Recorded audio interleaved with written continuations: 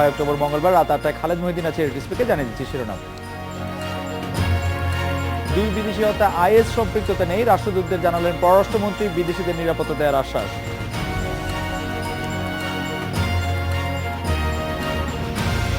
চট্টগ্রামে গ্রেনেড বিস্ফোরণে জেএমবি সামরিক শাখার নেতা নিহত, ব্রেভো নভেম্বর নামে নতুন জঙ্গি সংগঠনের সন্ধান।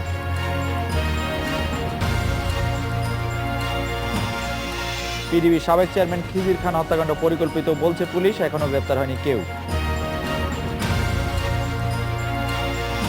পাবনার যাজক লুক সরকারকে হত্যা চেষ্টায় জড়িত অভিযোগে শিবির কর্মী ওবায়দুরকে আটক করেছে পুলিশ। 6 পণ্য বাজারজাতকরণে পাটের ব্যাগ ব্যবহার না করলে বাতিল হবে লাইসেন্স, ঋণ পাবে না সংশ্লিষ্ট প্রতিষ্ঠান।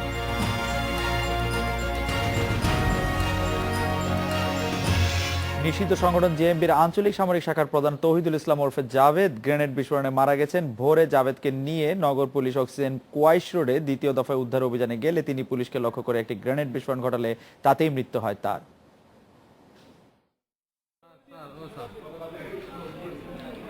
মঙ্গলবার ভোরে জেএমবির আঞ্চলিক সামরিক শাখার প্রধান জাভেদকে নিয়ে অক্সিজেনের কোয়াশ রোডে অস্ত্র উদ্ধারে বের হয় গোয়েন্দা পুলিশ। এ সময় একটি গ্রেনেড বিস্ফোরিত হয়ে জাভেদ সহ 3 পুলিশ সদস্য আহত হয় বলে দাবি পুলিশের। পরে তাদের হাসপাতাল নেওয়া হলে চিকিৎসক জাভেদকে মৃত ঘোষণা করে। তাকে নিয়ে যখন আমরা উদ্ধার অভিযান পরিচালনা করি তখন পুলিশের উপরে আক্রমণ আসে, বোমা বিস্ফোরণ ঘটে এবং যার কারণে জাভেদ সহ অন্যান্য 3 জন পুলিশ আহত হয়। এর আগে সোমবার সন্ধ্যায় কর্ণফুলীর খজনগরে একটি বাসা থেকে জাভেদ সহ জেএমবির 5 সদস্যকে আটক করে গোয়েন্দা পুলিশ। উদ্ধার করে 10টি গ্রেনেড, বিপুল পরিমাণ গুলি, অস্ত্র ও বোমা তৈরির সরঞ্জাম। পুলিশ কর্মকর্তাদের ধারণা নাশকতার পরিকল্পনায় জড়ো করা হয়েছিল এসব গোলাবারুদ।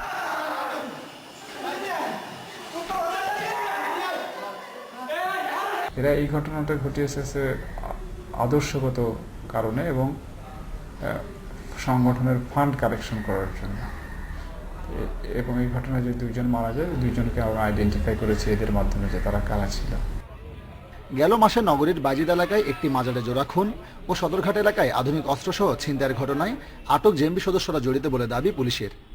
নিয়মিত ব্যাংকিং চ্যানেলে কড়াকড়ির কারণে এখন ছিনতাইয়ের মতো অপরাধেও জড়াচ্ছে জেএমবি, বলছেন পুলিশ কর্মকর্তারা। Sabbir Irfan, Independent News, Chittagong.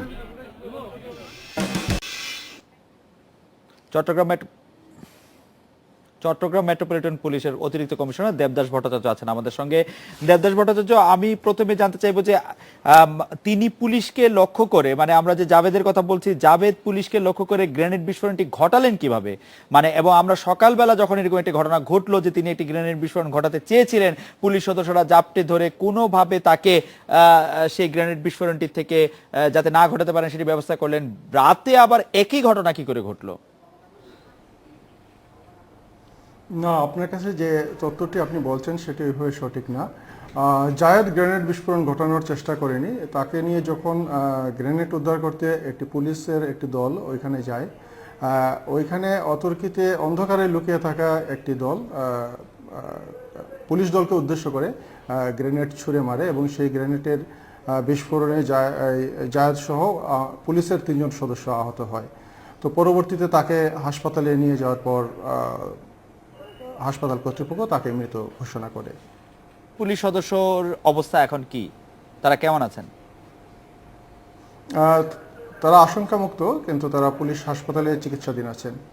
Bravo November নামে যে নতুন একটি জঙ্গি সংগঠনের কথা আমরা শুনছি, সেই ব্রাভো নভেম্বর আসলে কিভাবে কাজ করছে বা তাদের নেটওয়ার্ক কতটুকু পর্যন্ত বিস্তৃত হয়েছে, তাদের সম্পর্কে আমরা আর কি জানতে পেরেছি? না, ব্রাভো নভেম্বর সেটা কোথায় শুনেছেন আমি জানি না। ব্রাভো নভেম্বর নামে এ ধরনের কোনো সংগঠনের অস্তিত্ব আমার জানা নেই। তারা জেএমবির যেটি 2003 সালে তাদের অভিযান শুরু করেছিল, তারাই যেহেতু এতদিন নিষ্ক্রিয় ছিল, সম্প্রতি তারা আবার তাদের কার্যক্রম শুরু করেছে। সেটা জেএমবি নামেই আত্মপ্রকাশ করতে চাচ্ছে তারা। আপনারা যে বাড়িটি থেকে 10টির মতো গ্রেনেড এবং কিছু আগ্নেয়াস্ত্র উদ্ধার করেছেন, সেই বাড়িটি কি আসলে গ্রেনেড বা আগ্নেয়াস্ত্র সরবরাহ করার জন্য বা চালান দেওয়ার জন্য কোনো হিসাবে ওয়্যার হাউস হিসেবে ব্যবহৃত হতো, নাকি এটিতে তারা জমা বা মজুদ রেখেছিল বড় ধরনের কোনো নাশকতা ঘটানোর জন্য? এই পর্যন্ত কি বোঝা যাচ্ছে জনাব দেবদাস ভট্টাচার্য? না, এই বাড়িটিতে জায়েদ 1 তারিখেই ভাড়া নেয়, 1 তারিখে এই বাড়িটিতে ওঠে এবং আগে সে অক্সিজেন এলাকার একটি বাড়িতে ভাড়া থাকতো, সেখান থেকে 1 তারিখে ওঠার পরে এই অস্ত্র এবং যে গ্রেনেডগুলো ওইখানে নিয়ে এসে জড়ো করে।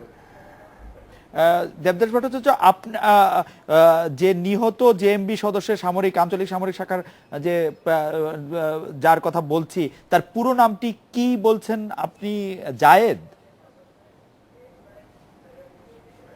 জায়েদ আসলে তাদের কিন্তু অনেকগুলো নাম থাকে, কেউ জায়েদ, জাহেদ, জাবেদ বিভিন্ন নামে সে পরিচিত। তো আমরা জায়েদ অথবা জাবেদ, কেউ তাকে জাবেদ নামে শনাক্ত করছে, আবার কেউ জায়েদ এবং জাহেদ নামেও শনাক্ত করছে। জনাব দেবদাস ভট্টাচার্য, আপনাকে অনেক ধন্যবাদ। এই রেসপিক এবার একটি বিরতি নিচ্ছি, ফিরছি একটু পরে।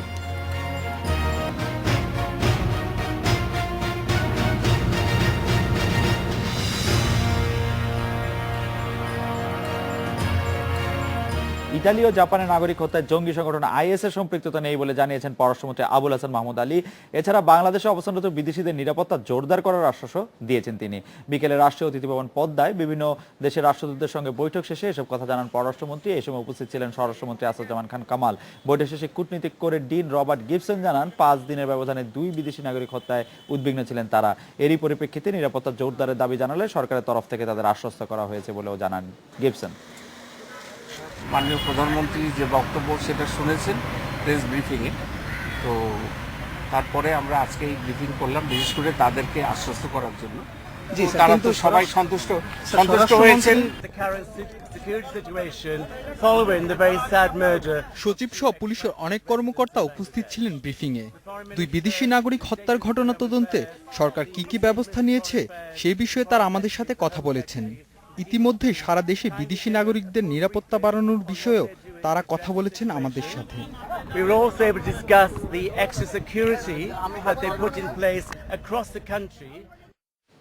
সাবেক কূটনীতিবিদ আশরাফুদ্দৌলা আছেন আমাদের সঙ্গে। জনাব আশরাফুদ্দৌলা, যে ঢাকাস্থ বিদেশি কূটনীতিবিদদের নিয়ে পররাষ্ট্রমন্ত্রী ও স্বরাষ্ট্রমন্ত্রী আজকে যে ব্রিফিং করলেন, সেই ব্রিফিংটি আস্থার পরিবেশ ফিরিয়ে আনতে তাদের মধ্যে বা বিদেশিদের মধ্যে কতটা কাজে লাগবে বলে আপনি মনে করছেন, জনাব আশরাফুদ্দৌলা? ধন্যবাদ। আপনার এই প্রশ্নের সরাসরি উত্তর দেওয়ার আগে আমি যে জিনিসটা আপনি বলতে চাচ্ছি সেটা হচ্ছে যে দেখেন, এই যে ঘটনাটা ঘটে গেল খুবই দুঃখজনক, খুবই শকিং, খুবই মর্মাহত। এটা কিন্তু আনপ্রেসিডেন্টেড একটা ঘটনা বাংলাদেশে এর পূর্বে এই ধরনের ঘটনা কখনো ঘটেনি। আমি যেহেতু রাষ্ট্রদূত হিসেবে বিভিন্ন দেশে ছিলাম, আমি যখন বিভিন্ন বক্তৃতায় বিভিন্ন আলোচনায় আমি খুব গর্বের সঙ্গে বলতাম যে বাংলাদেশ হচ্ছে safest country in the whole region. আমাদের বাংলাদেশে যতক্ষণই সেফে, অন্যান্য আমাদের নেইবারিং কান্ট্রির চেয়ে বাংলাদেশ সবসময় সেফ, বিশেষ করে আমার বিদেশিদের জন্য। আমাদের দেশে আছে, আমাদের সহিংসতা আছে, রাজনৈতিক সহিংসতা আছে, কিন্তু আমাদের এই সহিংসতা কিন্তু কখনো বিদেশিদেরকে স্পর্শ করেনি। সেই দিক থেকে বিদেশিরা সবসময় আমাদের দেশে সেফ ছিল। সো এটা একটা খুবই দুঃখজনক ঘটনা। যে এই ঘটনাটা কিভাবে ঘটেছে, কেন ঘটেছে, এটা আমি নিজেই আমি খুবই কনফিউজড। এই যে ঘটনার যেটা শুরু হলো, আমাদের অস্ট্রেলিয়ান টিম আসার কথা ছিল, তারা আসেনি, এবং তারা যে কেন আসেনি এটা আমার নিজের কাছে এখনো পরিষ্কার নয়। তবে তাদের একটা টিম এসেছিল, তাদের টিমটা যে একটা সিকিউরিটি টিম এসেছিল, আমাদের সরকারের সিকিউরিটি এজেন্সিদের সঙ্গে, কর্মকর্তাদের সঙ্গে তারা আলোচনা করেছে। কি আলোচনা করেছে এবং কোন দৃষ্টিভঙ্গিতে, কি কারণে যে তারা মনে করে যে বাংলাদেশে তাদের একটা সিকিউরিটি কনসার্ন ছিল, সেটা কি এখন এটা কি রিয়াল না পারসিভড, নাকি তারা একটা ইমাজিনেবল তারা করছে, এই বিষয়গুলো অবশ্যই এটা আমার জানার কথা নয়। তারা নিশ্চয়ই আমাদের সরকারি কর্মকর্তাদের সঙ্গে আলোচনা করেছেন, এবং তারা যে কোথা থেকে পেল যে তাদের ক্রিকেট টিমের যে তাদের ঠিক প্রপার সিকিউরিটি কেন হবে না, সিকিউরিটি কনসার্ন ছিল, তাদের এটা কোত্থেকে সোর্সটা সেটা বলেছে কি না।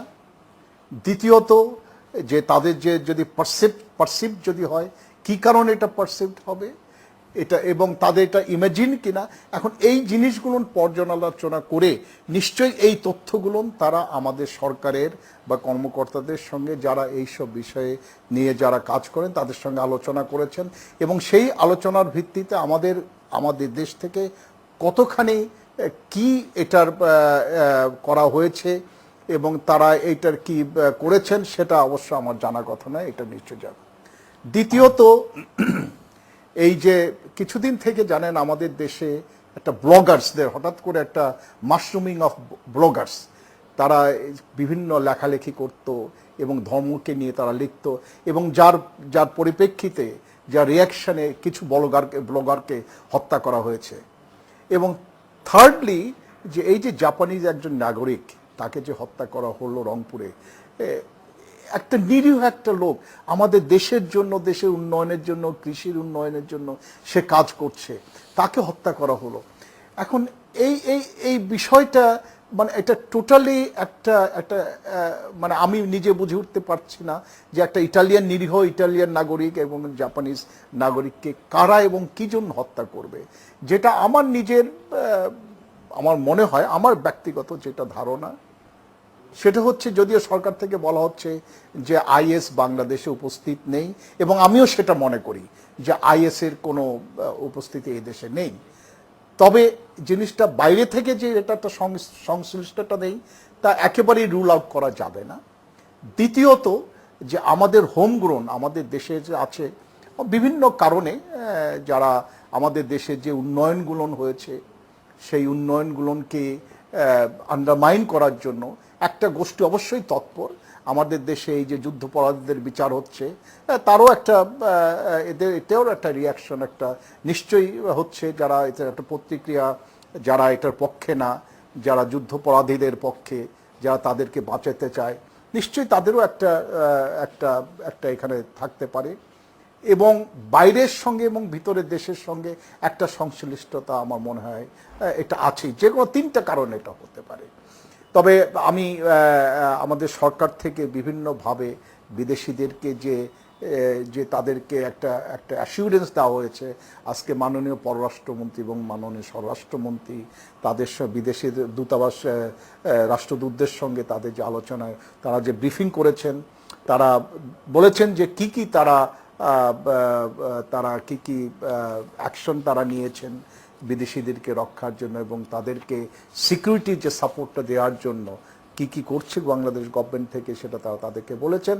এবং Robert Gibson, British High Commissioner, তিনি আমাদের প্রেসের সঙ্গে কথা বলেছেন এবং তিনি বলেছেন যে তিনি সন্তুষ্ট আমাদের সরকার যেটা করেছে।